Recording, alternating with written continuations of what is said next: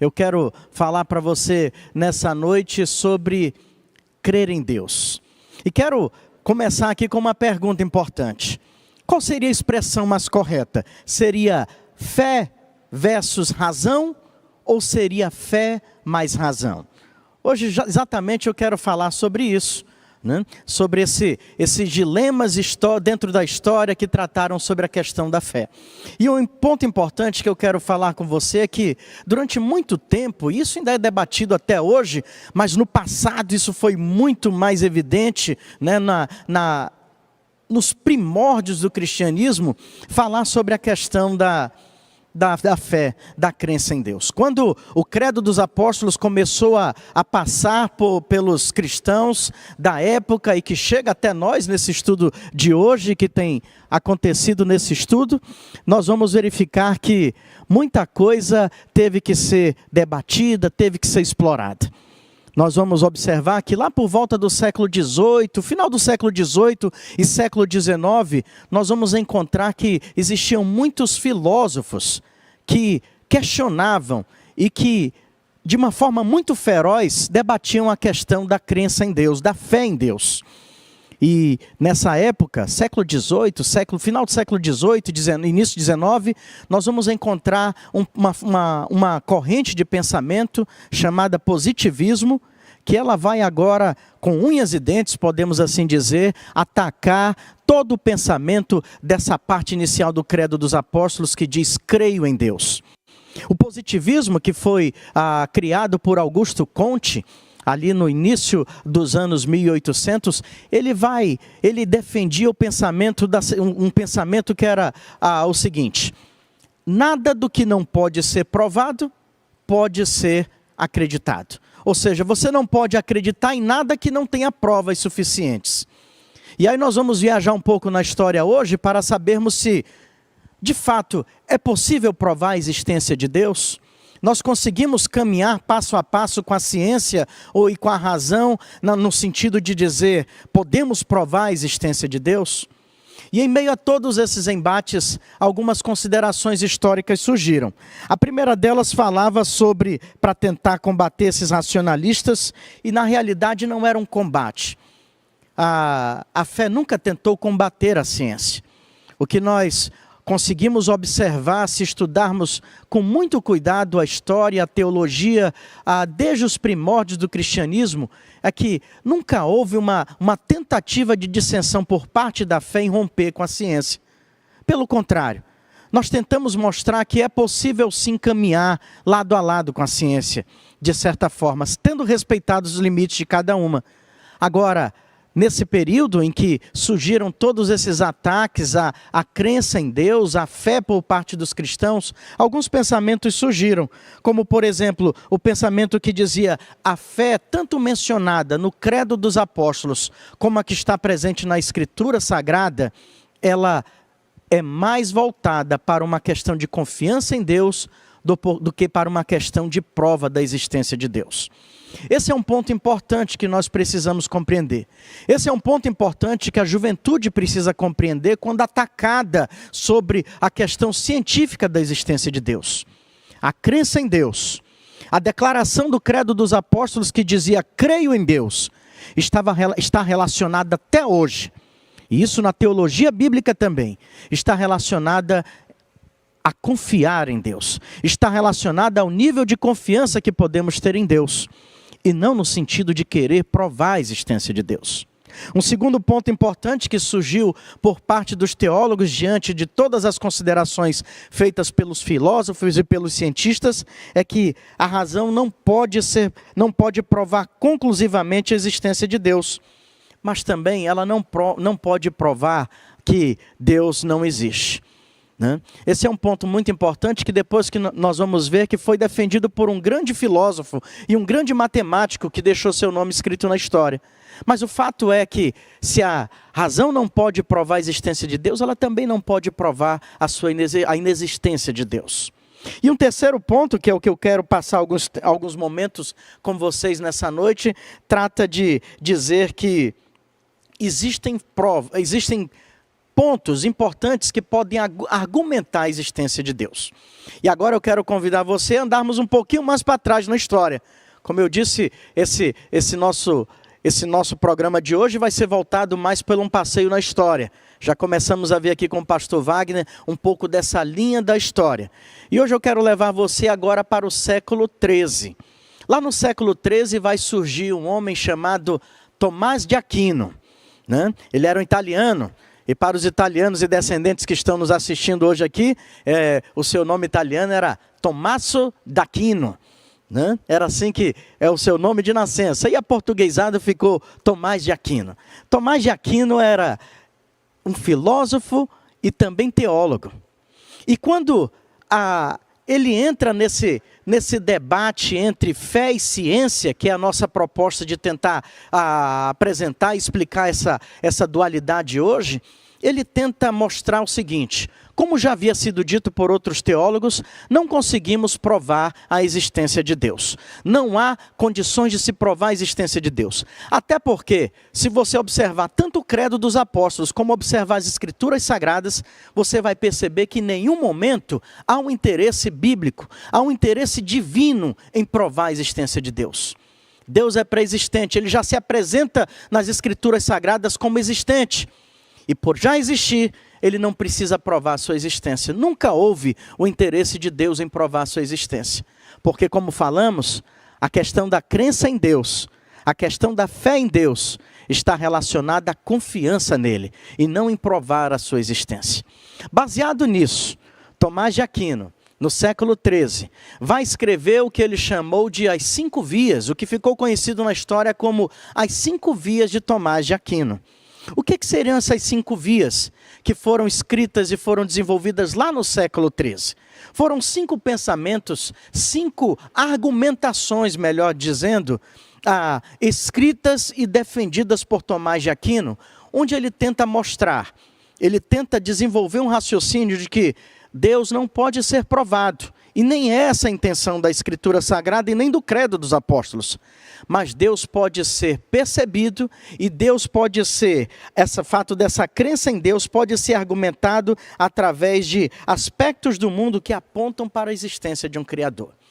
Nós precisaríamos de muito tempo para desenvolver todas essas 5 vias, essas 5 argumentações de Tomás de Aquino. Mas eu quero trabalhar em pelo menos 2 dessas vias, 2 dessas argumentações criadas por esse filósofo e teólogo. A primeira dessas vias, a primeira delas, nós vamos trabalhar aqui somente a primeira e a quinta. A primeira dessas vias diz o seguinte: ele chamou de a teoria do movimento ou da mudança. Nós vivemos em um mundo em mudança. E quantas mudanças estão acontecendo? E parece que Deus reservou esse momento para tratarmos desse tema. Porque no século XIII, Tomás de Aquino desenvolveu uma argumentação falada sobre essa teoria da mudança, ou a teoria do movimento. O que vem a ser essa teoria? Essa primeira via desenvolvida de argumentação, desenvolvida por Tomás de Aquino. Dizia o seguinte: me acompanha aí esse pensamento, e não é complicado de compreender.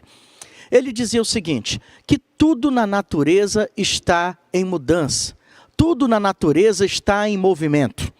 Vamos tornar isso prático.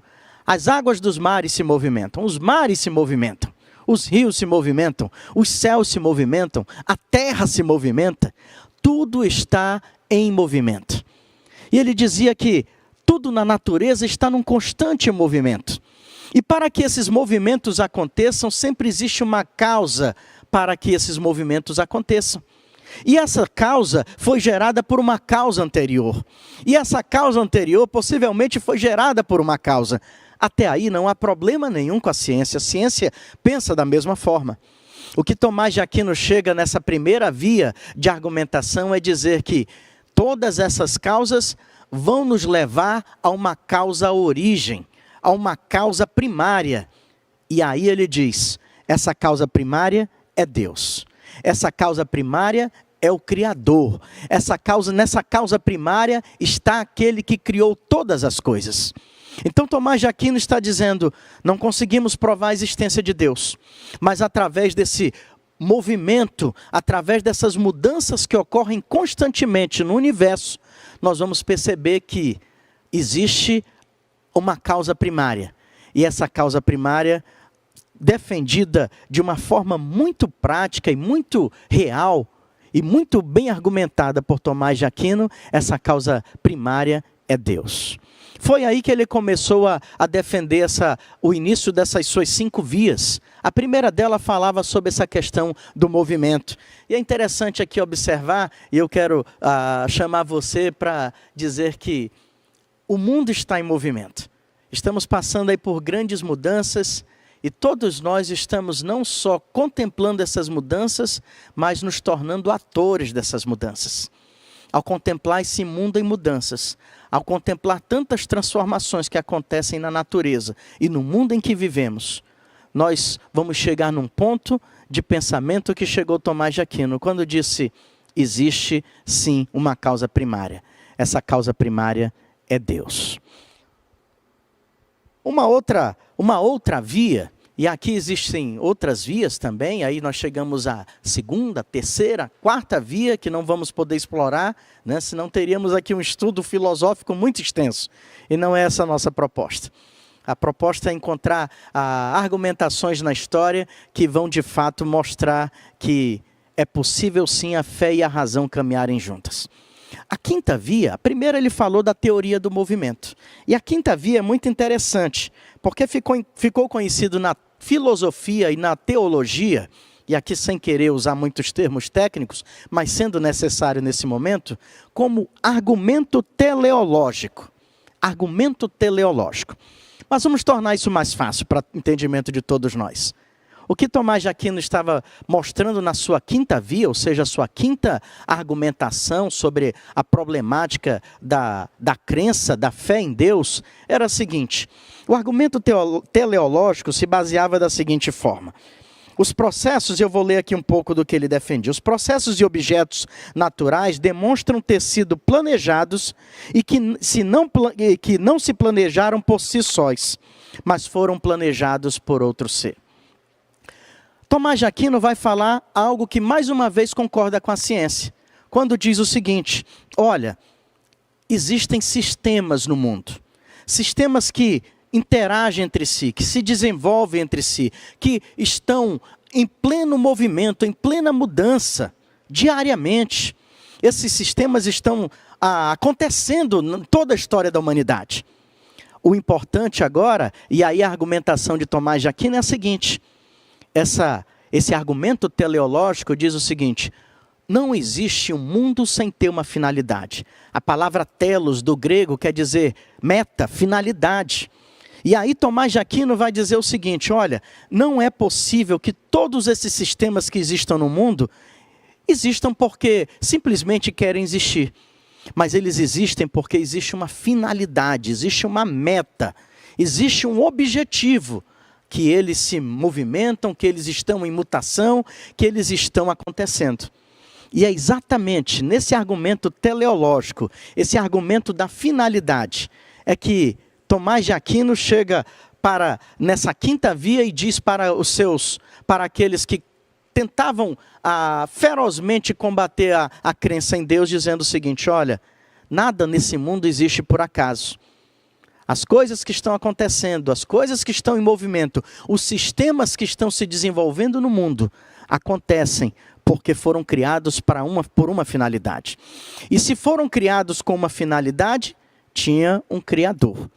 E se tinha um Criador, nós vamos chegar exatamente no ponto onde está Deus, né? Houve um filósofo e um cientista conhecido pelo nome de William Paley, no século XVIII. Ele dizia o seguinte, para tentar explicar esse argumento teleológico que foi desenvolvido por Tomás de Aquino 5 séculos antes. Quando ele se depara com essa argumentação de Tomás de Aquino, e ele concorda com ela, mesmo sendo um filósofo, ele tenta explicar esse argumento e aí se torna mais prático para todos nós, em pleno século XXI. De uma forma com a teoria que ele chamou de o mundo como um relógio. É muito simples explicar isso aí. E aqui eu deixo para você essa explicação, né? O que William Paley estava tentando explicar, baseado nesse argumento da finalidade, o argumento teleológico de Tomás de Aquino, desenvolvido lá no século XIII, é o seguinte: Imaginemos um relógio. Um relógio que teve um fabricante. Então, para o relógio existir, existiu antes um fabricante para fabricá-lo. E se esse relógio existe, e se existe esse fabricante, existe também uma finalidade que estava na mente do fabricante para que ele fabricasse esse relógio. Deu para entender tudo isso ou está um pouco confuso? Então, o relógio que você tem na sua casa tem um fabricante. E quando, ao pensar em fabricar esse relógio, o fabricante disse: eu vou fabricá-lo para que as pessoas que possam adquiri-lo possam obter as horas, possam ser informados da hora. Esse é o mundo como relógio que, lá no século XIII, argumentou Tomás de Aquino, que no século XVIII foi defendido por outro filósofo, William Paley, para tentar aproximar a ciência da fé. O Credo dos Apóstolos começa dizendo: creio em Deus. Mas a questão é, existe Deus para crer? E Tomás de Aquino, muitos outros pensadores e teólogos e cientistas concordaram com o pensamento. A questão não está na existência de Deus. A questão está na confiança em Deus. E para confiar nesse Deus é preciso observar que existe um Criador desse universo, do qual seres humanos como nós estão contidos nele. E ao ser criado esse universo e essas pessoas que fazem parte desse universo, Deus criou tudo isso com uma finalidade, com as suas intenções, com os seus propósitos. Esse é o aspecto maravilhoso desse argumento.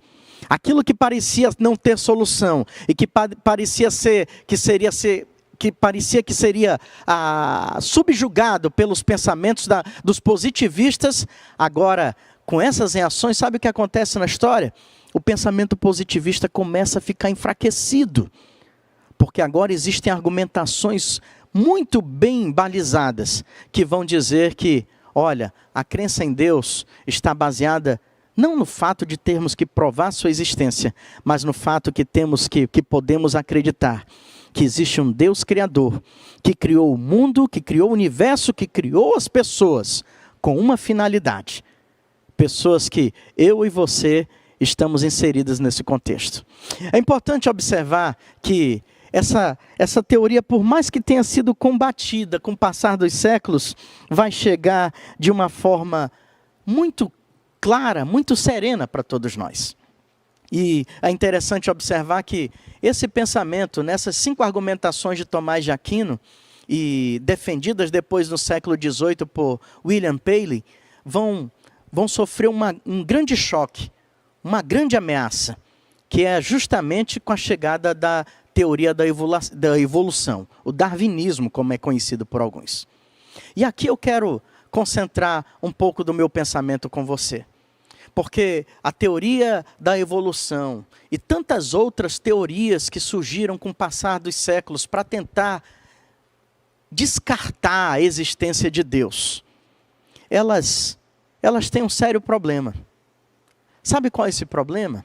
É que não levam em conta que existe uma causa primária, como falou Tomás de Aquino. Que existe um Criador, que existe um arquiteto de todas as coisas que há no universo, inclusive dos seres humanos. E aí, baseado nisso, Blaise Pascal chega e diz o seguinte: ninguém pode persuadir alguém a entrar no reino de Deus. A existência de Deus não é algo a ser provado, da mesma forma que a não existência de Deus também não pode ser provada. Ponto. Blaise Pascal, um grande cientista, um grande matemático, um grande pensador que deixou seu nome na história, ao contemplar os pensamentos de Tomás de Aquino, de William Paley, ele chega e diz para a história, e diz para os filósofos contemporâneos o seguinte: de fato, a razão não pode provar a existência de Deus, mas também não pode provar que ele não existe. E aí eu quero chegar agora no século XXI, depois desse passeio na história, e falar com você, jovem, e falar com você que talvez tenha esse dilema de tentar falar sobre a necessidade da prova da existência de Deus. Eu quero dizer o seguinte para você, e eu vou usar uma experiência muito pessoal. Eu não somente estudei num seminário teológico, e poderia dizer que como pastor estava protegido pelos muros da teologia e da religião. Mas eu também estudei numa faculdade pública. Eu também já estudei numa faculdade particular. E eu sei muito bem, jovens, quantas ameaças, eu sei muito bem quantos ataques ao cristianismo são feitos e que levam muitos jovens, muitas vidas a balançarem na fé e até mesmo apostatarem da fé. Eu quero falar para você que tem ficado confuso no meio de pessoas, professores, colegas e até mesmo grandes pensadores, porque são pessoas inteligentes. A gente não está tirando o crédito de sua inteligência. Mas eu quero falar para vocês que têm sido grandemente combatidos e muitos têm questionado sobre a fé em Deus. E eu quero falar o seguinte para você. Eu já estive entre pessoas que tentaram colocar a minha fé em xeque, não somente como pastor, mas como cristão. E imaginem que não deve ser muito fácil falar e se apresentar numa classe de uma universidade pública e dizer, eu sou um pastor. Imagine quantas ameaças automaticamente se formam para dizer, precisamos derrubar o pensamento, precisamos derrubar a crença desse cara. Mas eu quero dizer para você, jovem, eu nunca fui atingido por nenhum desses ataques. Sabe por quê? Porque no meu coração eu sempre tive a paz que eu não precisava provar a existência de Deus. Eu só precisava mostrar, e é a minha grande missão até hoje, eu só preciso mostrar para o mundo e para as pessoas que me cercam, que eu confio em Deus, que Ele é um Deus presente na minha vida, que Ele é um Deus que faz a diferença. E aqui eu quero encerrar usando uma frase de Charles Colson, também um filósofo que escreveu há muitos anos atrás, eu creio que há mais ou menos uns 20 anos atrás, um livro chamado E Agora, Como Viveremos? Como viveremos? E olha que há 20 anos atrás, o mundo não era como é hoje. Mas Charles Colson me escreveu certa feita algo que me chamou muita atenção. E juntamente com toda a doutrina bíblica que meus pais me transmitiram, que a igreja no passar dos anos me fortaleceu, que me transmitiu todas as doutrinas bíblicas, e tantas outras coisas que me fortaleceram, as experiências de vida que me fortaleceram a minha fé em Deus, eu li certa feita, uma frase de Charles Colson que ele dizia o seguinte, preste bem atenção nessa frase, o chamado de Deus não é somente para salvar almas, o chamado de Deus é também para salvar mentes. Eu vou repetir essa frase para você. O chamado de Deus não é somente para salvar almas, mas é também para salvar mentes. Um dia Deus salvou a minha alma, mas também Ele salvou a minha mente. E eu quero falar para você, jovem, que tem questionado muitas vezes a crença em Deus. Esse credo dos apóstolos que estamos estudando, e que chega de uma forma tão veemente, depois de tantos séculos de ter sido escrito, ele diz, creio em Deus. Ele começa dizendo, creio em Deus.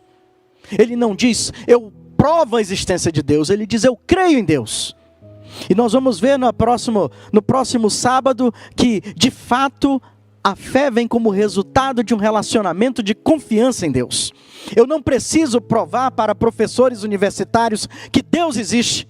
Eu preciso mostrar para eles que eu creio em Deus, que eu tenho experiências com Deus, que Deus salvou a minha alma do inferno. E que Deus também salvou os meus pensamentos, salvou a minha mente. A Bíblia diz em Romanos, Paulo quando escreveu a igreja de Roma, ele diz, não vos conformeis com este século, mas transformai a vossa mente. Jovem, transforme a sua mente para Deus. Deixe ter sua mente transformada por Deus. Não por coisas desse mundo que te afastam de Deus. Não tente competir com esse mundo na expectativa de explicar a existência de Deus. Mas mostre para esse mundo que você teve a sua alma do inferno. No dia do julgamento, não serão filosofias que serão colocadas em xeques. No dia das adversidades, não são filosofias que eu coloco em prática na minha vida. Eu coloco as promessas de Deus.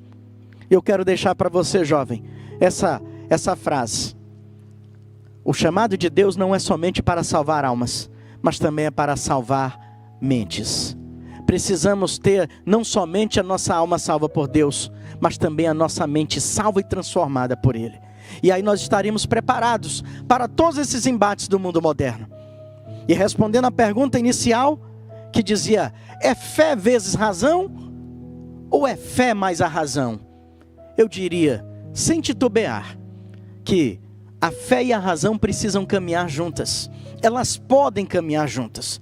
Toda essa dicotomia que foi criada entre fé e a razão com o passar dos séculos, ela pode ser eliminada, ela pode ser melhor, ela pode ser transformada, à medida que fé e razão podem caminhar juntos, para que a salvação possa ser não somente para a alma dos homens, mas também para as suas mentes.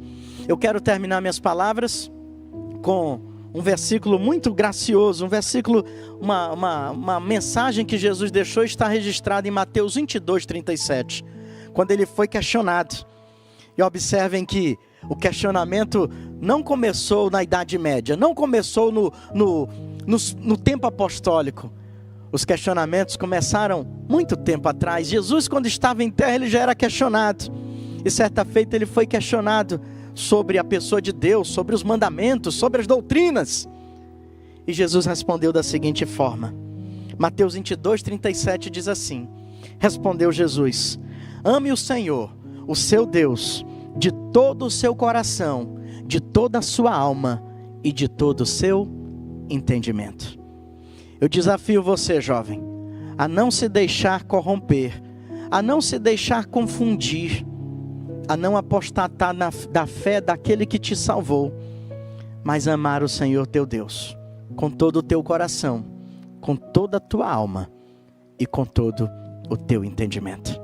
Essa é a graça de Deus, liberada a todos nós, disponível e defendida por muitos com o passar dos séculos, por todas as eras, como vimos aqui no início, dito pelo pastor Wagner, que desde a linha da história, começando lá no início, apresenta Deus.